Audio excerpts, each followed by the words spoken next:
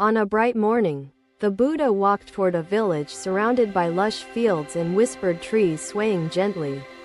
The villagers gathered to greet the Buddha, their curiosity piqued by the radiant calmness that emanated from his presence.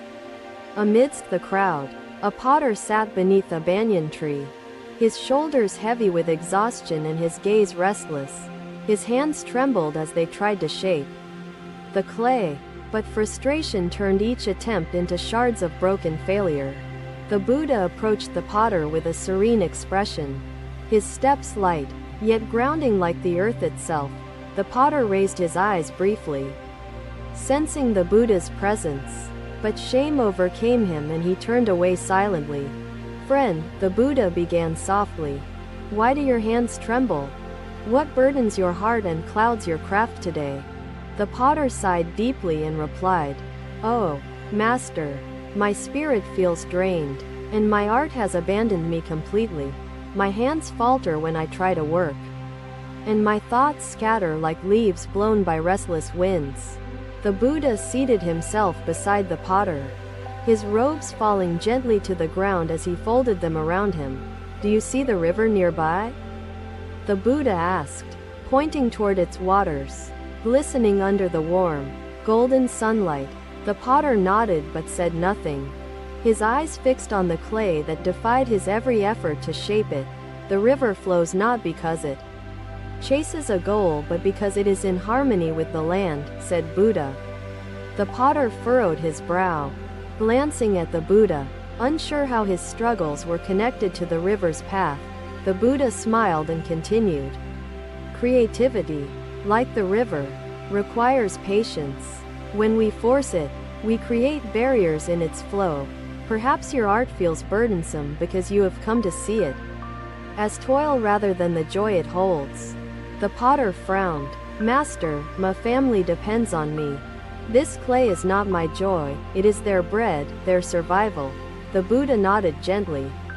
"I understand your weight, friend. Life often demands from us, but balance is the essence of existence. Consider this clay not merely as your burden, but as your companion. Let it teach you rather than resist you." The potter looked at the clay in his hands, his gaze softening slightly, though hesitation still lingered in his heart. "How can I let the clay teach me, Master? It feels lifeless, like stone, refusing to bend to my will."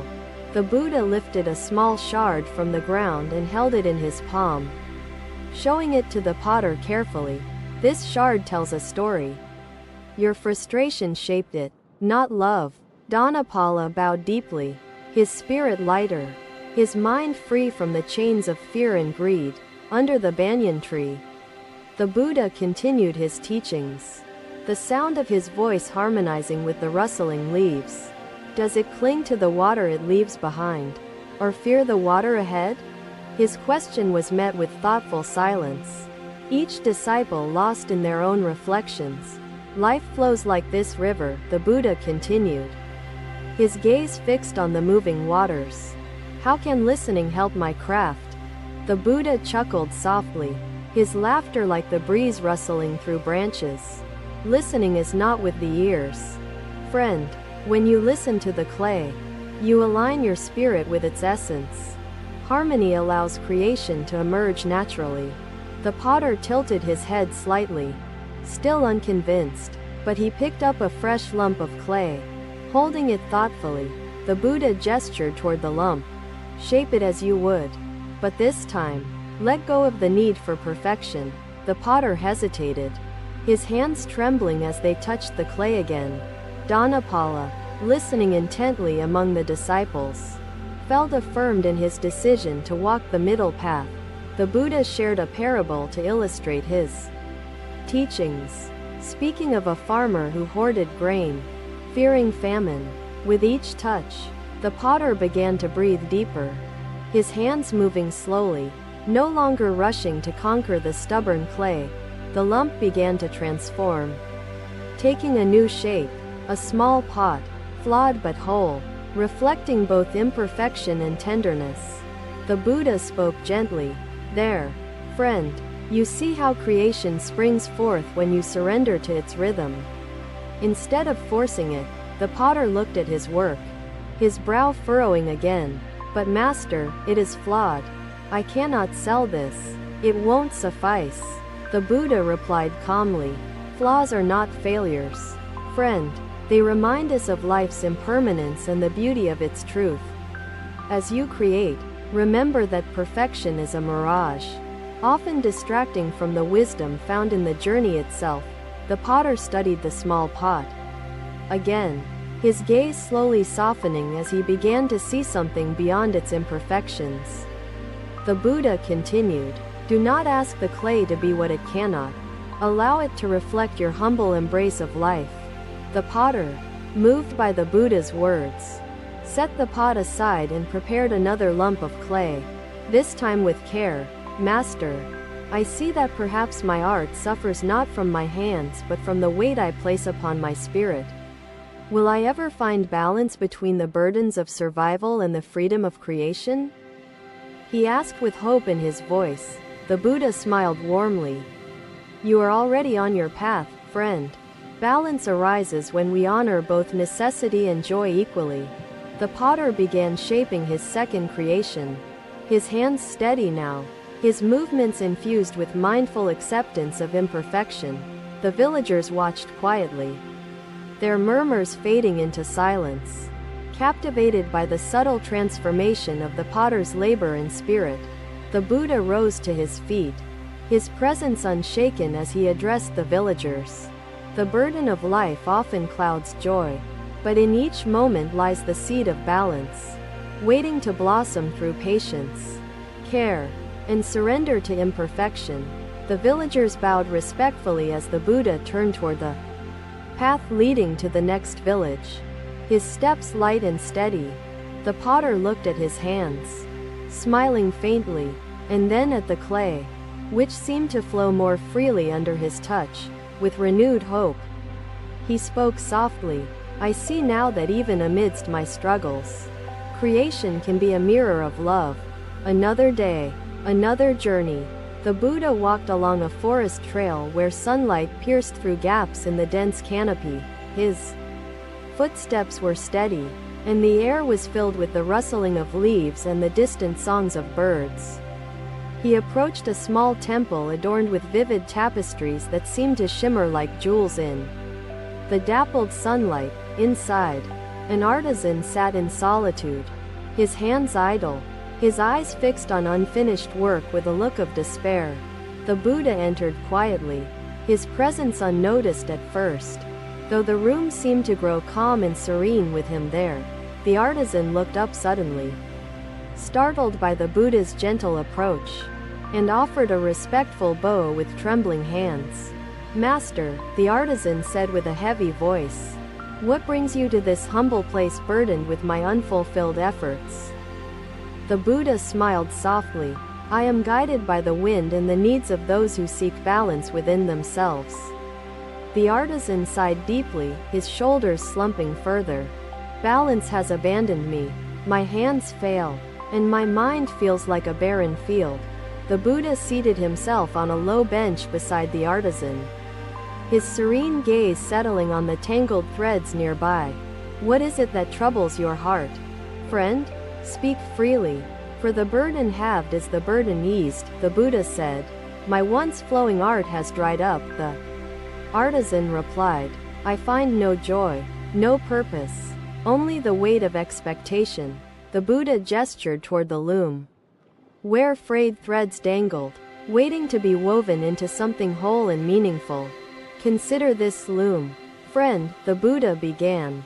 It does not question the threads, nor does it despair their tangled state.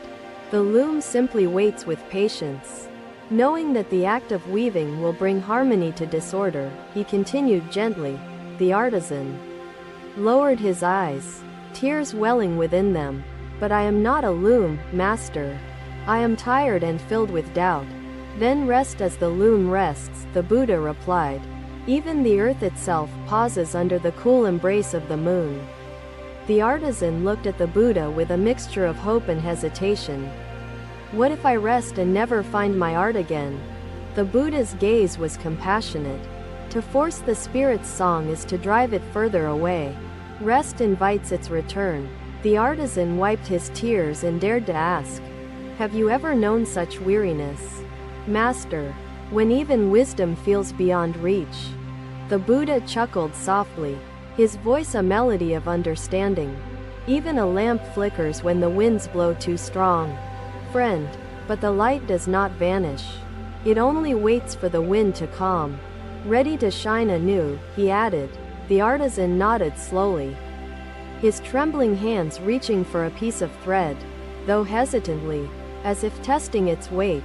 The Buddha gestured gently, inviting the artisan to hold the thread firmly but not with force. To feel its texture, let your hands move not with the thought of perfection but with gratitude for the thread's gift of connection, Buddha said. The artisan wove the first thread hesitantly, his movements clumsy yet deliberate, as if rediscovering a forgotten part of himself. "The threads are stubborn, Master," he said softly, his voice carrying both frustration and the faint stirrings of determination. "They respond not to force but to care," the Buddha replied. "In their weaving, you weave yourself back into wholeness." The artisan looked at the woven thread, a single imperfect line amidst an unfinished tapestry, and felt a flicker of hope. "But this is not enough," the artisan said. "The temple expects greatness, not these simple, flawed beginnings." The Buddha placed his hand lightly on the artisan's shoulder. "Greatness is but a shadow. It follows the light of sincerity. Art is not for applause but for the soul to find its voice, its truth, its sacred stillness," Buddha added. The artisan's movements grew steadier, his hands gradually finding a rhythm, though the tapestry still bore the marks of struggle.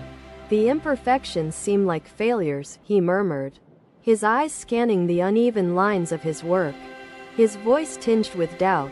"They are not failures," the Buddha said firmly. "They are the fingerprints of life, the echoes of your journey, friend.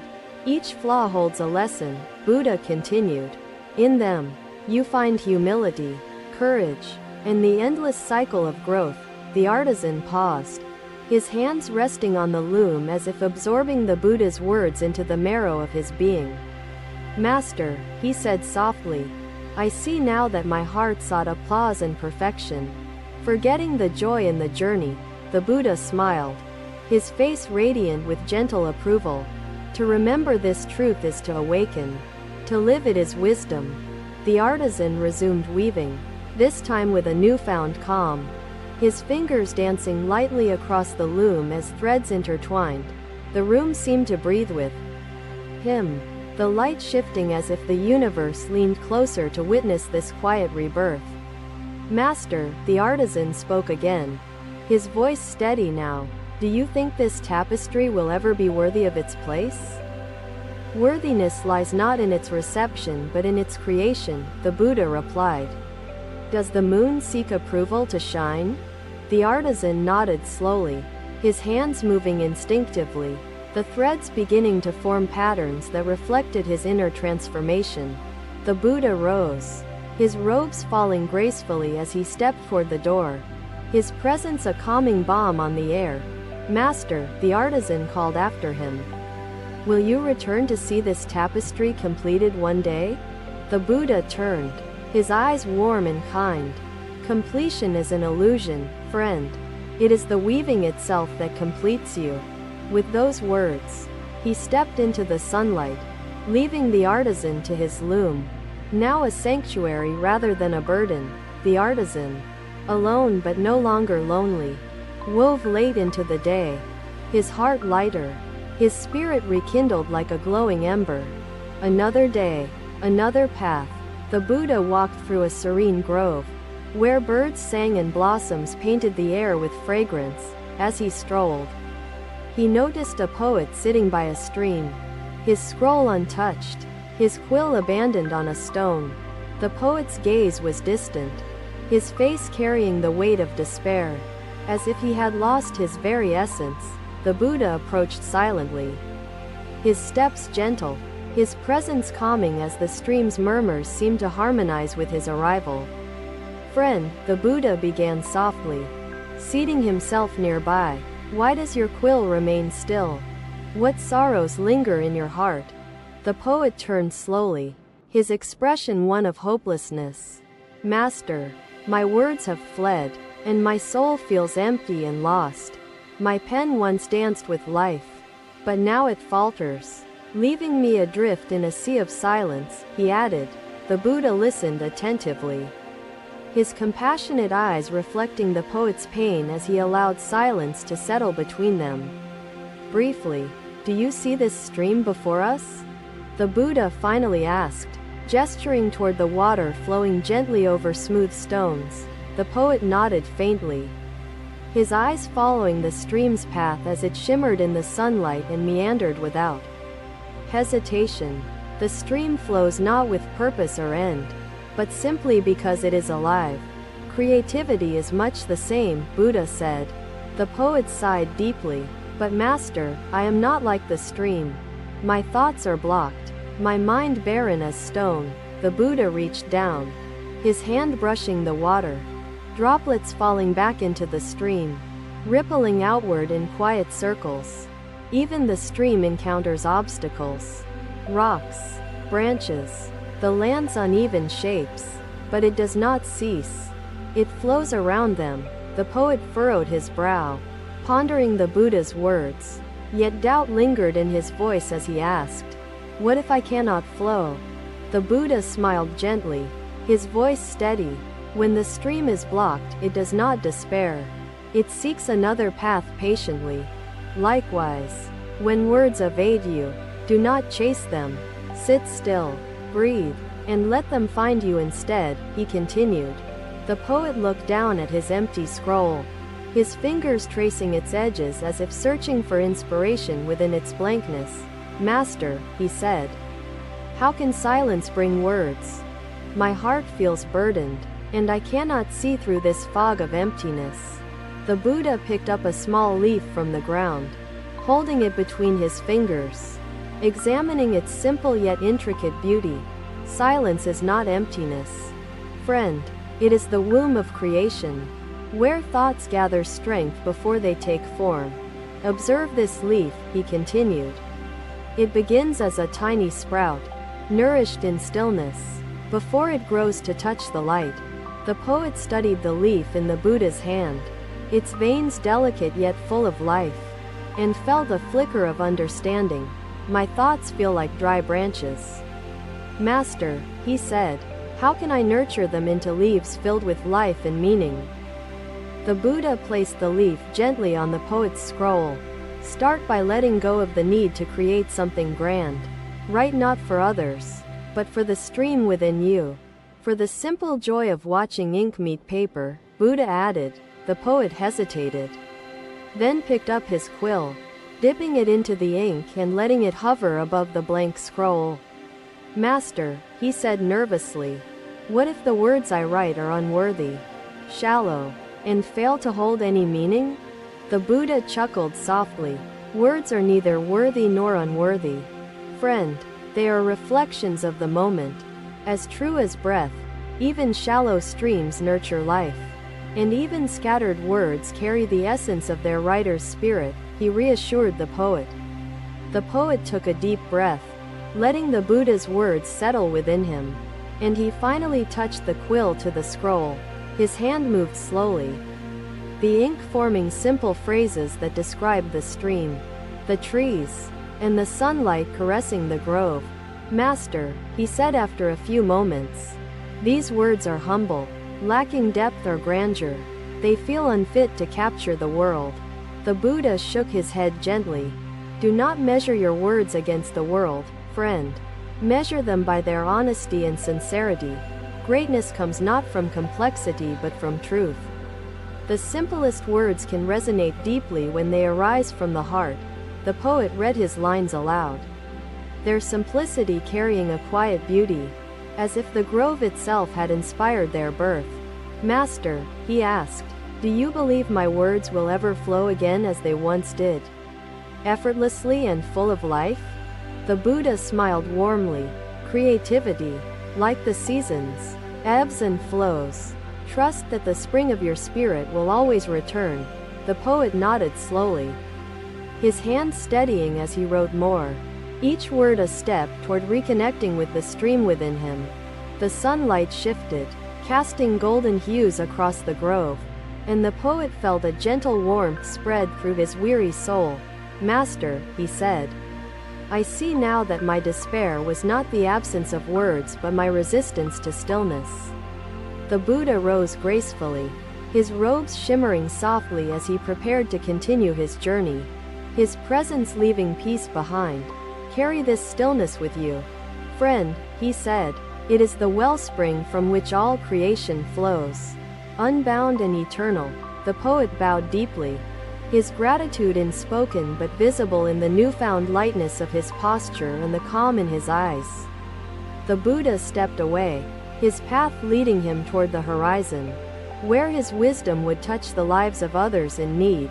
The poet watched him go, then returned to his scroll, his heart no longer heavy, his quill no longer hesitant.